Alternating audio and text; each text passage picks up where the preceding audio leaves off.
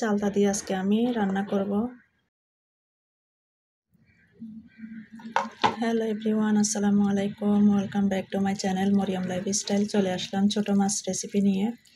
তো আজকে ছোটো মাছের চচ্চড়ি রান্না করব। তো এখানে দেখুন বন্ধুরা, আধা কেজি আমি ছোটো মাছ নিয়ে নিলাম, কাসকি মাছ বলা হয়। তো এখন এখানে আমি দিয়ে দিব ছোট ছোট পিস করে কেটে রাখা চালতা দিয়ে আজকে আমি রান্না করব। এখন আমি দিয়ে দিব পেঁয়াজ রসুন বাটা। তো এখন দিয়ে দিব রাঁধুনি মশলা, হলুদের গুঁড়া, মরিচের গুঁড়া, এখন দিয়ে দিব লবণ। তো সব কিছু হয়ে গেছে, এখন দিয়ে দিব সয়াবিন তেল। এখন আমি সব কিছু দিয়ে এটাকে ভালো করে মেখে নিব।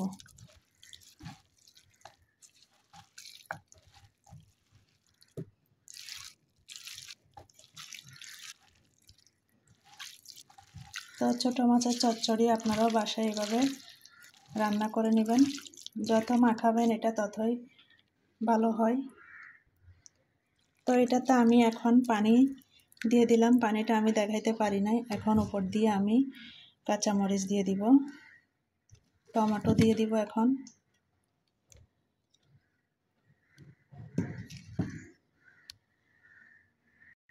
তো এটাকে চুলায় বসাই দিলাম। এখন আমি ঢাকনি দিয়ে ঢেকে এটাকে হালকা আঁচে জাল করে নিব।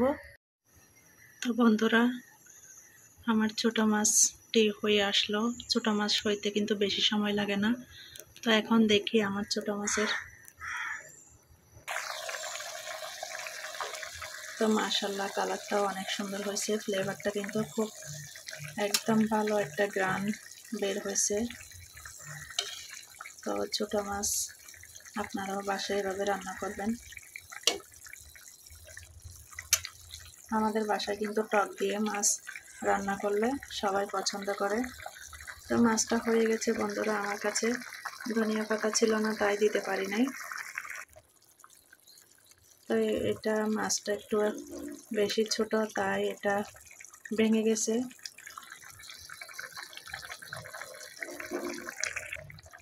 তো এখন এর উপর দিয়ে আমি জিরে গুঁড়া দিয়ে দিলাম,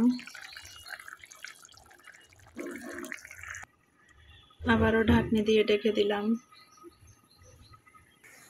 তো মাছটা হয়ে গেছে, মাছটা নামিয়ে ফেললাম। এখন আমি আমার ছেলেমেয়েরা স্কুল থেকে চলে আসছে, এদেরকে এখন আমি ভাত দিয়ে দিলাম ছোটো মাছ দিয়ে। তো আমার রেসিপিটি আপনাদের কাছে কেমন লাগলো? যদি কোনো অংশ ভালো লেগে থাকে তাহলে চ্যানেলটি সাবস্ক্রাইব করে পাশে থাকবেন। ভাজি নিয়ে নিলাম। তো এই পর্যন্ত, আল্লাহ হাফেজ।